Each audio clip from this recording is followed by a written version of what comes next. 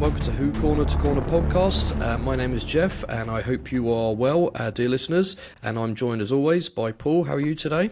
Yes, I'm very good, thank you, Geoff. How are you? Yes, good, thank you. Excellent. So, we're doing an episode commentary this week, and we're going to take a look back to an episode from 11 years ago in the Matt Smith era, and this is Cold War. So, following our recent Death of Clara series, where we took a look back at Face the Raven, Hellbent, and Heaven Sent, we're sort of, well, I'm always on a Clara high, so we're going to have a look back at Clara's pairing with the 11th Doctor, so we're going to do a commentary on the episode, and if you're so inclined and would like to join in, load the episode up on your streaming service or on your Blu-ray and hit play alongside us, and we can commentate whilst we all watch. We can all do it together. It's like a shared viewing experience, Geoff. Yeah. It's going to be beautiful, a beautiful Maybe we should moment. do a live one of these one day. Yeah. Right, are you ready? So we'll push ready. play on one. So 3, On ones. 2, 1. I'm off. I'm swinging across the North Pole in 1983. I always quite liked this little opening. It was quite nicely done. Oh, down in the water. Yeah. Oof, that's cold. You get the feeling of it being cold. It's a really nice kind of scene setting, isn't it? Yeah. There we go. We're straight into kind of Red October territory right now. Well, I was thinking it's a bit like The Abyss, actually. I just watched that for the first time in a long time. Literally minute into it, and there's a blooming James Cameron reference already. It's really dull. So I wonder whether they built this set specifically for it, or whether it's because like there's some studios that have pre-done sets that you can go to. It's quite specific, so maybe they did it for it. It looks great though. It does look pretty good. Yeah, I don't know that actually. Probably there'll be an answer to that somewhere. Yeah. Oh, look there now. There's David Warner. I tell you what, actually, right now the cast for this is extraordinary. It is good, yeah. And I mean, those two guys there. What's his name? He's from Game of Thrones, isn't he? On the left. He is. Yeah, you got Liam Cunningham as the captain. You got David Warner there, and what's his name? Tobias Menzies as the lieutenant, another Game of Thrones actor. Oh, is he? But he's been in a lot of stuff as well. He was in The Crown. Played the Duke of Edinburgh as well. Ah, really? Yeah. There he is. That's him. Yes, yeah. So yeah, Game of Thrones. I mean, these guys are right at the top of their game. It's a great cast, and David Warner. David Warner, of course, has played the Doctor. He has, in one of Big Finish's, what do they call them? Unbound audios? Series, yeah. Yeah, I remember that one. That was quite disturbing. The first one of those. Was it? He got shot repeatedly by somebody from UNIT, I think. So he couldn't regenerate. By the time he did regenerate, they shot him again. Oh, really? Very bad Doctor. Yeah. By bad, I mean a very nasty Doctor. Naughty. What's this in the ice, Geoff? It's very nicely lit and atmospheric. It is. Yeah, it's very dirty looking ice. Look at that. It's, I love the way it's a perfect cube as well. You what, sorry? It's a perfect square, oblong. It's not jagged or anything, It's a bit jagged, isn't it? Depends how they extracted it, I guess. Yeah. If they had some kind of square-shaped machine, like a square about, bore. Captain America being taken out of the ice. Why would this guy do this? Because he's a knobhead. Look, literally 99% of Doctor Who stories and horror stories would not be anything if people did behave like total knobheads. If he hadn't done that and they just left it and took it somewhere else, it would have been someone else's problem. But the story would be the episode would be over by this point. So the moral of that is: don't approach a giant block of ice containing a strange alien life form in suspended animation with a Zippo. Yeah, and if you get cast in Doctor Who as an extra, speaking extra, be a knobhead to get the story moving. I just realised it's Jenna Louise Coleman when she was still credited as that. That's right. Yeah. So, what do you think? Sorry, go on. What do you think of Mark Gatiss' work? I mostly love it, actually. I quite like his fan. stuff. Yeah. I mean, he's a proper Doctor Who fan, isn't he? Yeah, he is. Yeah. A little bit older than us, so his Doctor was really, I think, the sort of third Doctor and the fourth Doctor.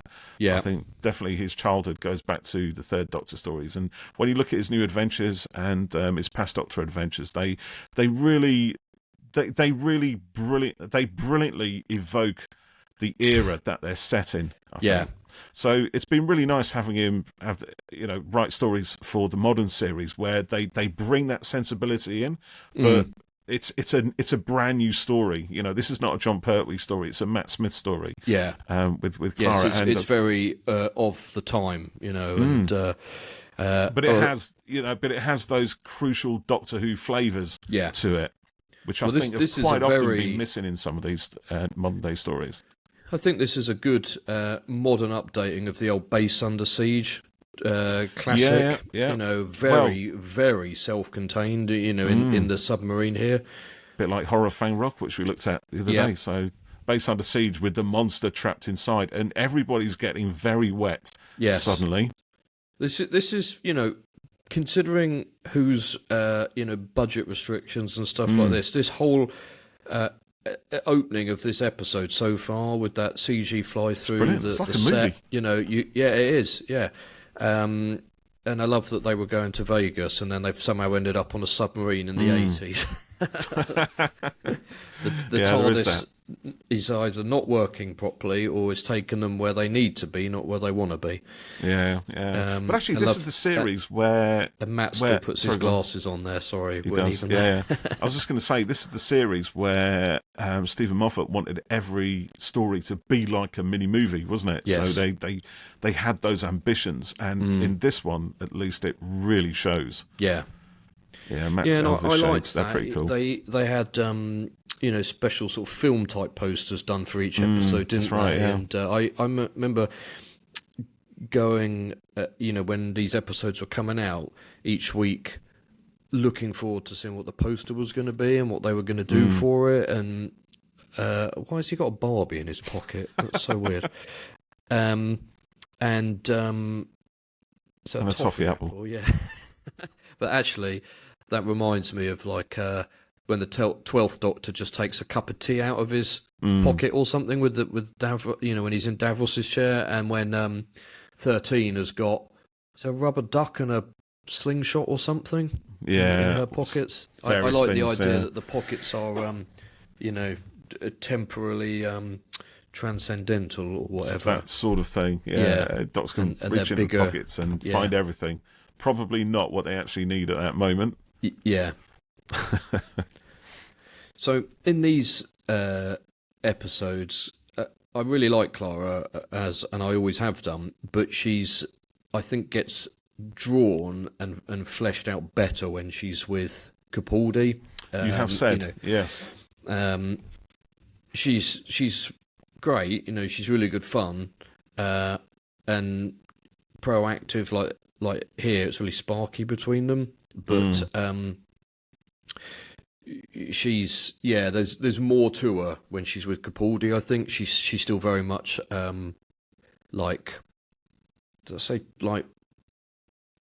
traditional companion kind of thing. Do you know what I mean? She's doing that job and doing it really well, and there's all the puzzle element about her and Impossible Girl and all of that sort of stuff. Oh, he's right behind her. They're right behind him. Yeah, look at that. It's a great shot, isn't it? The Ice Warrior just looming behind the Doctor there. Fully defrosted. So this is the first time the Doctor's come face to face with the Ice Warriors since the Monster of Peladon, I believe. When was that? 74? 75? Really? Thereabouts. Yes, it's been a long, long time. It's quite amazing that in the new series it took a long time to bring back the Ice Warriors and the Silurians as a sort of other classic villains. Yeah, you're right. Yeah, and then Pertwee era villains. Really. Yeah. But yeah. Well, this one Troughton / Pertwee, and the Sea Devils was even longer. Yeah, the Sea Devils came back with Peter Davison, the Fifth Doctor. Don't forget. Yeah, but I was meaning in the new series that it was only with Jodie, wasn't it, that they came back? Yeah. I think the Ice Warrior looks fantastic here. Another he does look good. Yeah. Really kind of modern update on it, while still homaging the past and it's not too utilising different. modern. Yeah. It's what's your take on the Ice Warriors then? I like are you a them. fan of them? Yeah, I do. Yeah, I do like them, and from the classic series as well. Yeah, I like the on the voice and everything, and I like the design of them. Mm. Yeah, I don't know. I mean, I always get the feeling that they don't really do an awful lot, Dave. Well, really, talking about that, there keeps being this rumor that there's going to be a spin-off series focusing on Doctor Who villains, isn't there? And I kind of think I don't know whether that would work or not. Like, I like the Ice Warriors, but I don't know whether I want to see a story about their day-to-day life. I think we've talked about this, haven't we? And the same with the Sea Devils. I think they need the Doctor. Do you know what I mean? I agree. Yeah, I don't have much interest in them outside of Doctor Who, to be honest. No, it's like even the Daleks. I mean, there's obviously things like Dalek Empire and that sort of stuff, which is pretty good. But really, it's not that interesting for me anyway. If others like it, then fair enough. But the Ice Warriors for me have always been relatively dull. Right. I'm sorry, I don't offend Ice Warrior fans out there, but I love their debut story, The Ice Warriors, from Patrick Troughton's years, is a really fab story, I think. But for me, the more interesting aspect of that is the human element. The base of filled with characters, the leader of which is having some sort of complete and utter breakdown throughout the whole story. And that to me is more interesting than a bunch of lumbering hulks, random sort of monsters from Mars kind of thing. They look good, I'm not going to deny that. And Bernard Bresslaw, who plays the Chief Ice Warrior in that story, has a lot of presence, but not much happens when they're in the story. It's pretty not very interesting. Curse of Peladon, Monster of Peladon, when they come back, those are slightly more interesting because we see different types of Ice Warriors. We get an idea that there may be more types, we have like a commander or whatever they call them, something or other. And of course, we had that in Seeds of Death as well, actually. But what I do like about these modern Ice Warrior stories is that we see more of that, more behind the scenes, be more about how they live. And I think there was a big finish. I think the first big finish, called Red Dawn by Gary Russell, was the first one to really dig into and try and flesh out where, well, the Ice Warriors kind of society and their history and their code of honor and stuff like that, which I kind of like. But every time I watch it, I keep thinking Klingons from Star Trek.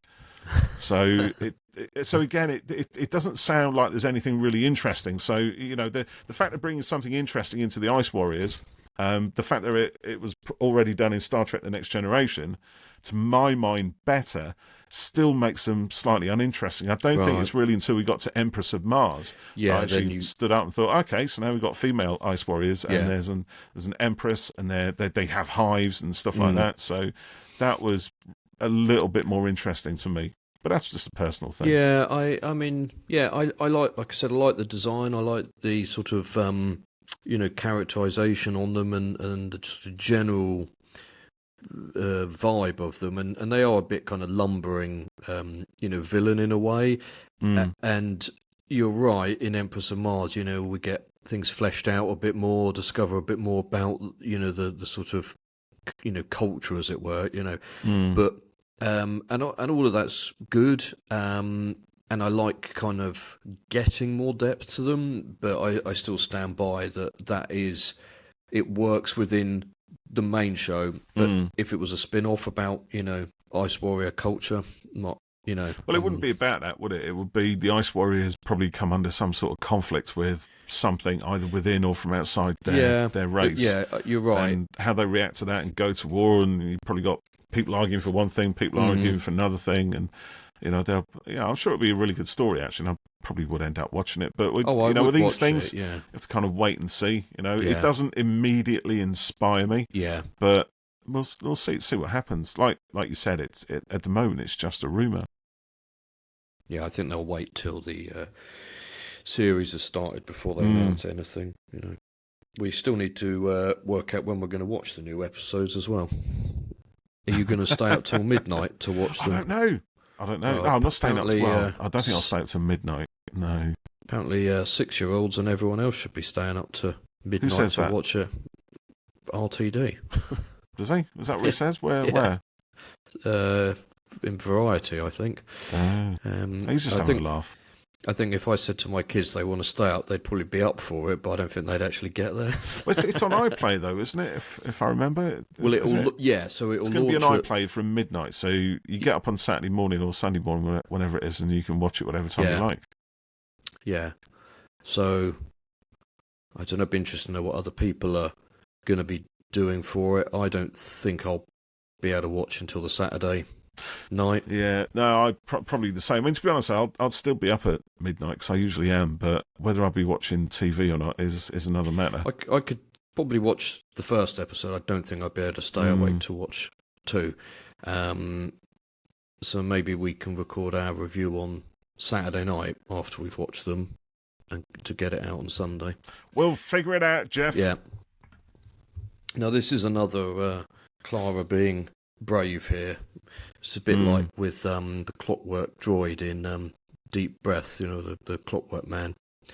When she's in there on her own. So what's she doing here? I've kind of lost the plot a bit. Yeah, sorry, we've been talking about a brand new series. That's all right. Okay, so he's chained up, isn't he? Now, Grand Marshal Skaldak? Yeah, Skaldak, yeah. So he's played by a guy called Spencer Wilding, apparently, who's a Welsh actor, and he's been in loads and loads of stuff. I'm just looking at his IMDb, and he's been in Harry Potter, where he's a werewolf. He's been a Vogon in The Hitchhiker's Guide. He was in Batman Begins, more Harry Potter. He was in Game of Thrones as a White Walker, so another Game of Thrones there. He was in Wrath of the Titans. The list goes on. He was Frankenstein's monster in the Victor Frankenstein film. He also played Darth Vader in Rogue One, the Star Wars story. He sounds a bit like been around. Johnny Mathis then is someone who's... Well, the voice is Nick Briggs, I believe. Oh, that doesn't surprise me, but someone who's physically big and can be imposing and all of that, and, they get to play all sorts of cool characters. Yeah. Imagine I'd love that if I was an actor and I had all that stuff on my IMDb. He's also in Batgirl, which of course is now never going to see the light of day because of reasons. But there you go. So, again, I must say, a really good cast. This is really nicely lit here and all of this. And, it is. I like the constant drip of water everywhere and that, Yeah, it makes me want to go to the loo. Yeah. Getting to my age, mate, all it takes is a dripping tap and that's it, you're away.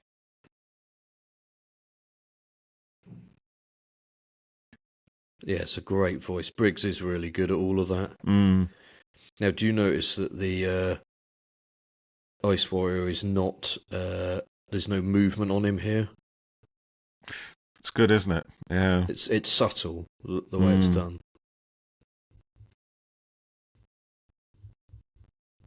This is quite nice, actually, because this does start to dig into a bit of the history of the Ice Warriors, doesn't it? Yeah, so we get the sense that there's a character. Despite everything which I've said about the Ice Warriors, I think, Curse of Peladon did try and bring something different into them. Yeah. The fact that they were assumed to be the baddies of that story, but it actually turned out that they weren't particularly the baddies at all. And I do like it when Doctor Who shows us villains that have lots of grey areas because, you look at humanity, there's evil people in the world, but there's a lot of good people in the world. You can't just label an entire race as good or bad in these ways, which a lot of Doctor Who in the past has done. He's not there. He's not in the suit, Clara. He's tricked you. Now, I quite like this, that you see that it's armour and not their suit, because I always thought that was them, Really? Yeah. Gotcha. Because this is the first time. In the old days, it had kind of a lot of hair coming out between the scales, I think, didn't it? Yeah. And I just sort of assumed it was like a turtle shell type thing, I like this as a sci-fi idea now. So we've got an intelligent armour, haven't we? It kind of operates independently almost of its owner, or can do, and sort of augments their abilities and when they're in it. And, that's totally within the whole kind of sci-fi supersuit kind of idea, isn't it? And I like as well that the actual creature is out now, and it's potentially still as dangerous. Yeah, so and now it's it becomes something different. It becomes more dangerous in a way. Exactly. Certainly in the environment. Yeah. And it's a bit like the Dalek when it gets out in Resolution, you know, and they don't need the suit to be lethal. No, that's it. And this is all very alien here as well. You don't see it clearly yet. Yeah, it's playing on a lot of that, isn't it? Haha, I'm okay. Actually, let's be honest. This is very James Cameron, isn't it? No, I'd say it's more Ridley Scott than James Cameron. Really? Yeah. Well, one's good, one's not. Oh, Ridley's all right. But this is like The Abyss, but it's nothing like The Abyss. A bad alien.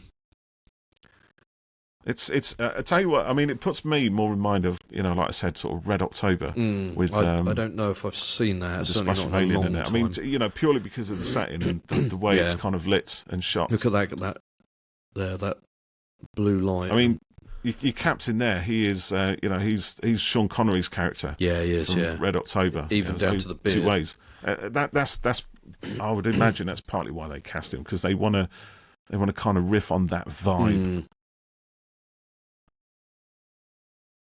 And don't forget, you know, James Cameron, as great as Aliens is, and it's one of my favourites, it wouldn't be there if it wasn't for Ridley's effort. No.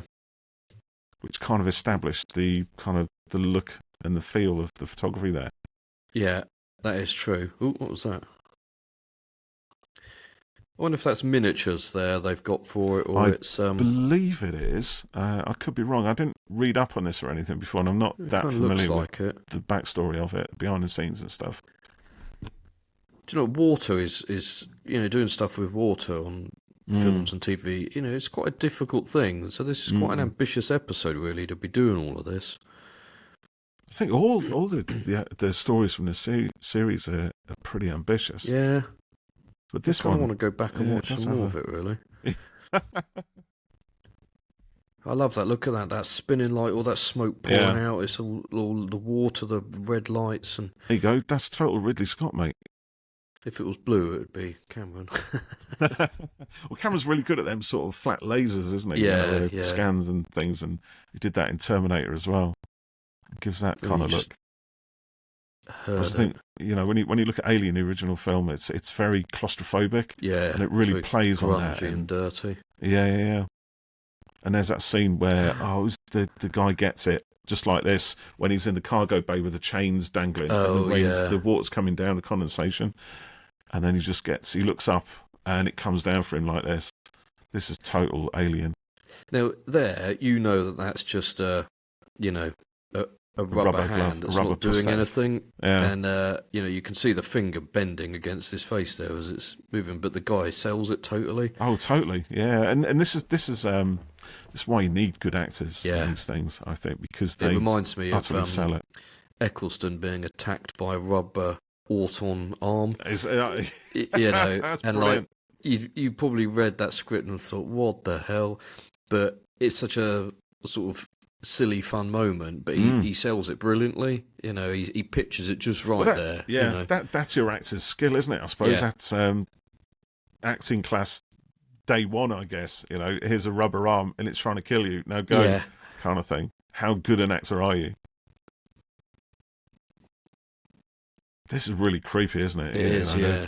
Those fingernails. Our first glimpse of what an Ice Warrior actually might look like from inside the suit. Except to say, it doesn't really sort of work with the clamped hands thing. You know, the Ice Warriors, they got that sort of two-way clamp. Yeah, they got like Lego hands, haven't they? Yeah, whereas their actual hands are much more, what's the word? Flexible, prehensile, I guess. Articulated, that kind of thing.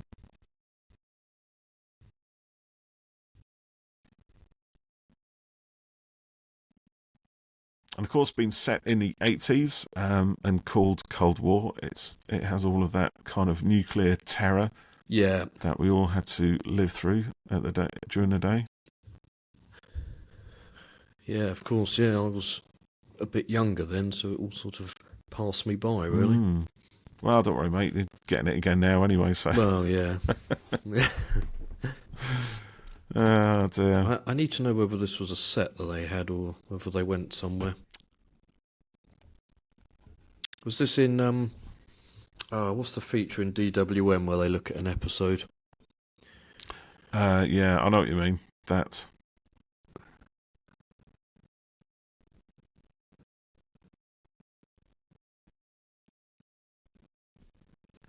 Matt Smith is good, isn't he? Yeah, I do like his Doctor. Yeah. I think he's really good. Yeah. It's nice to see him having some big success as well now. It took him a while after the show. You know, he did like Terminator Genesis, which was just a small bit part in it, essentially, in the end, and, you know, a bit wasted in it. And,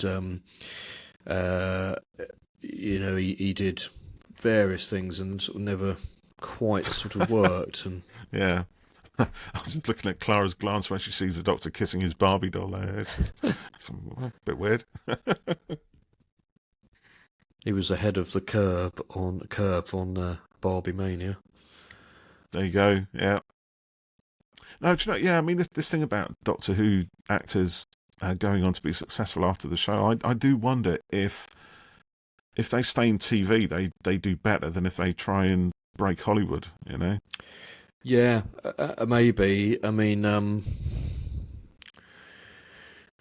you know, they've got a fan base, of course, you know, an audience. I mean, look at Jenna, for example. You know, she hasn't really done any films. She's done a lot of TV stuff, and she's excellent in all of it. And I actually feel she's really underrated. If you watch like The Cry and Wilderness and The Serpent, you know, she's brilliant in them. I'd like to see her do something a bit lighter, perhaps, but you know, this is fun, Hungry Like the Wolf. But she's great. But, you know, like you look at Tennant, I mean, he's done a few films, but mostly his stuff is TV these days. Yeah. And you know, I would say, you know, all of them are successful. It depends whether you determine doing big Hollywood films, for example, as the ultimate arbiter of success. See, I would put it down to how much money do I make doing one or the other. You know, do I do a bit part in a Hollywood film that's going to pay me $500,000? Yeah. Or do I do three TV series for 3 years that's going to pay me half of that, perhaps? Yeah. And I think it's about I'm quite shallow like that. No, sorry, but mate, I think it's about the role. It's about the role and what you're doing, and you know how creative and rewarding it all gets to be, as well as, you know. Well, I think also it's success is in this industry is whether you're cast for multiple things time after time and again, isn't it? You know, it's been always employed, always getting always getting work. That's great. Total alien. That. Yeah. Yeah, like Jenna, even says you know, sorry, go on. Go on. You know, Jenna's been very busy and, you know, been the lead in a number of big drama pieces, which has been great, you know. And like now that Matt Smith's got, you know, what's it called? House of Dragon and stuff. He's brilliant in it. Yeah. He's so good. Yeah, he is really good in that. You know, Jodie's been busy since she finished as well. Just saw the pictures of her filming a Netflix show the other day. No, not really, no. No, done a number of things. That's grim. The hand. Yeah. The dead, cold just a little bit of blood on it. Yeah. What else has David Warner done?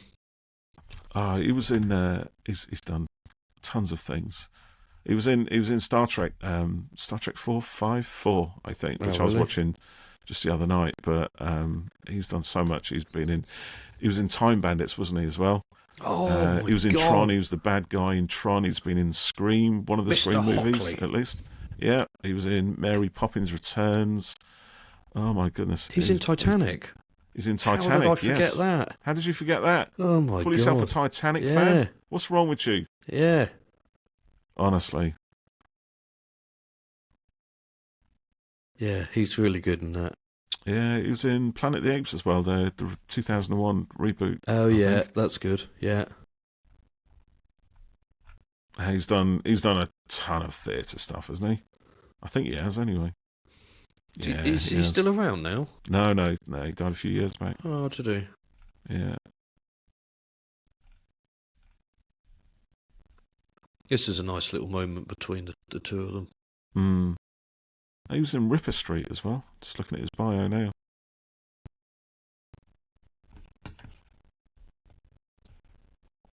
This is good. Clara's kind of weighing up and judging her options.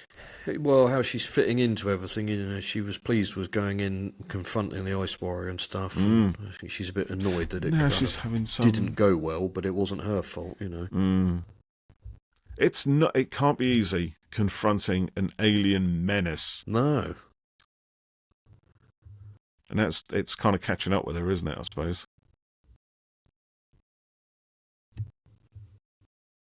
This is all good stuff, isn't it? You know, it's still maintaining the claustrophobia and sort of just increasing the terror and just playing on those tropes.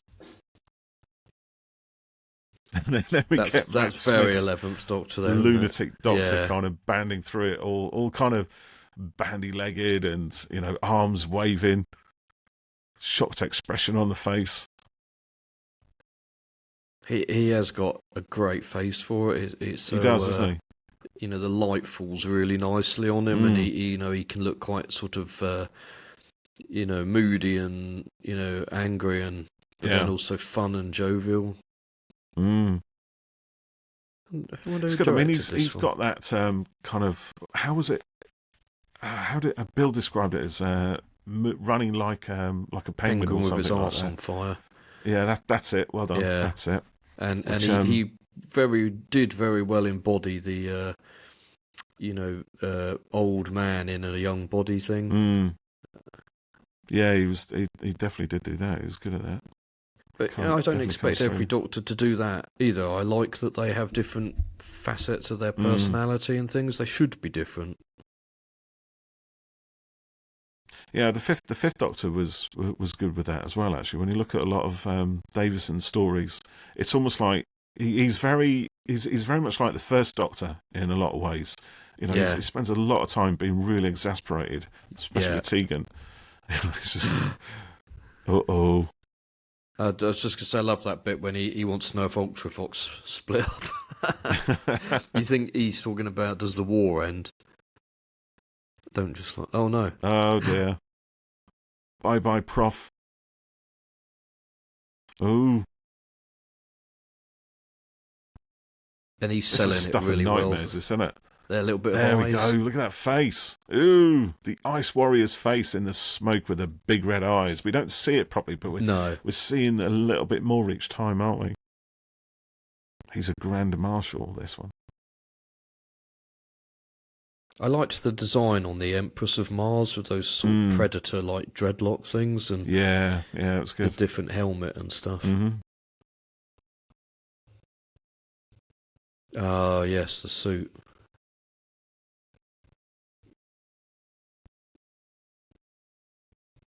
Yeah, it's cool, isn't it? Yeah, I do like the idea of that. What did you think of the final reveal of the creature without the suit?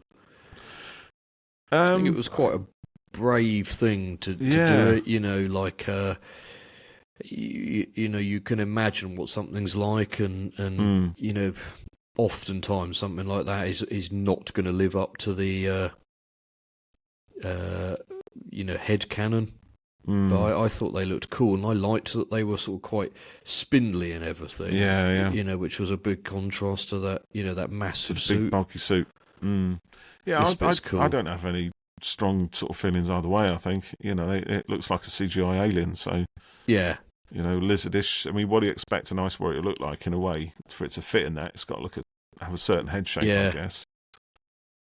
The only thing that does get me is the kind of fingers. It's got these really long, very articulate fingers, and puts itself in a suit where it's just a two, sort of a clamp, basically, a two-prong clamp. So there's going to be a second red planet, red with the blood of humanity. Yeah. There was an Ice Warrior mentioned in Waters of Mars, wasn't there? Yeah, they were. I thought they were going to be Ice Warriors, actually. Yes. It's got to be a miniature, isn't it? That sub. Yeah, I think it must be. Same miniature. It's this is a nice new thing where tubes come out of the fingers. Yeah. So we actually get the Clamp doing a little bit more. So it's like the Dalek Sync Plunger in a way, isn't it? Yeah, I was just going to say this is a little bit like Dalek, isn't it? The Dalek episode, but with an Ice Warrior. Yeah. Yeah, and that's fine with me because it works so well. When do you see it out of the suit? I think it's right at the end, isn't it? Is it? He's obviously just crawled back into his suit. Has he crawled back into his suit? Yeah, you just saw the mouth just now. Yeah.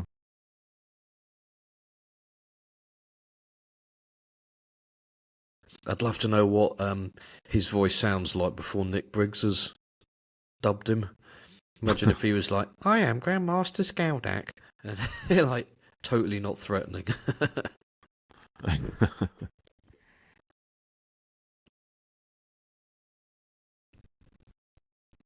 So yeah, it's a good design.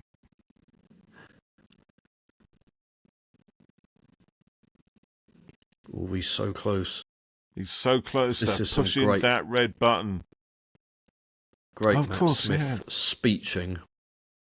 They have sonic guns. That was the thing about Ice Warriors, wasn't it? They have what? Sonic guns. Some kind of sonic weapon. That's their thing. Or it was their thing. So Dr. saying he knows a thing or two about sonic technology himself. Yeah. He's got a screwdriver. I've got a sonic.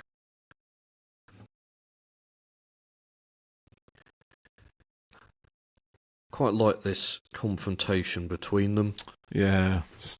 He talks it down. It's sort of morality play, isn't it? Yeah. Can you really push the button? Can you really destroy everybody on this planet? Is that really what you want? And forcing him to look into his eyes. Come on, face to face. There we go. Face to face. I like the way the head sort of squidges out. Yeah, there's a bit of resistance. Yeah. Yeah, maybe the thing with the face actually is maybe it's the fact it's CGI. Yeah. And it almost looks too animated, perhaps. Yeah. That sounds really weird, but perhaps if it was a prosthetic, it would perhaps be a little bit more convincing.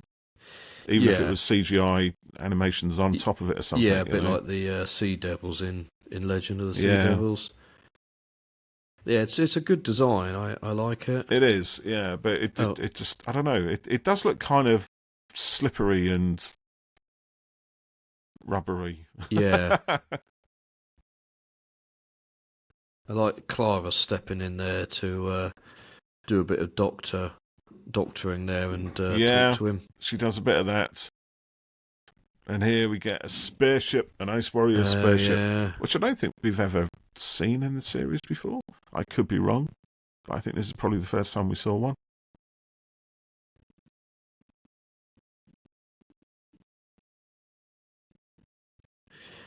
It's a bit of well, he was talked down by the Doctor, wasn't he? And but then made to see reason. The ship comes and basically saves the day.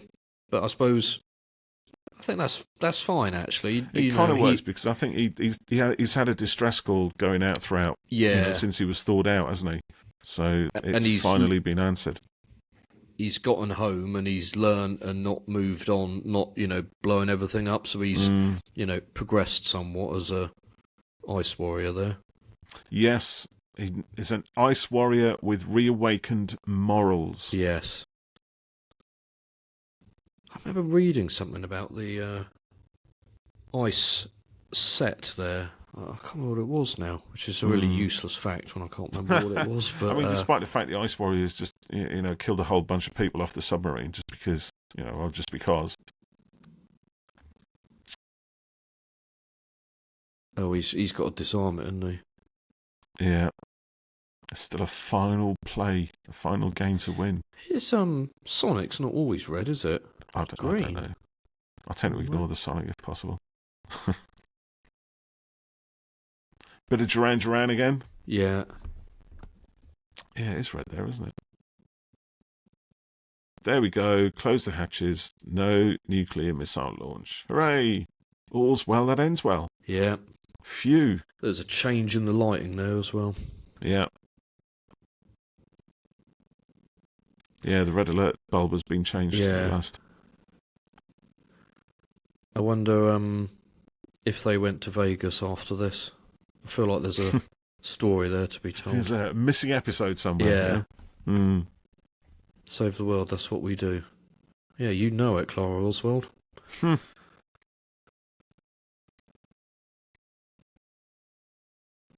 That's a nice shot as well. I mean, that's straight out of a movie, isn't it? The captain of the submarine, as it's just poking out the polar ice. This stuff is really ambitious for Doctor Who. It is, yeah. That looks cool. Yeah, it does look pretty good. Sort of like a turtle. There you go. It's the aesthetic. There is a culture. Yeah. It carries through their designs.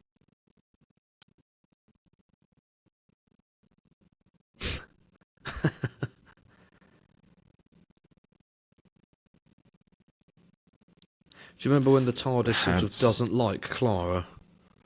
Oh, it never sort of really got expanded upon, did it? Another thing that sort of petered away, didn't it, really?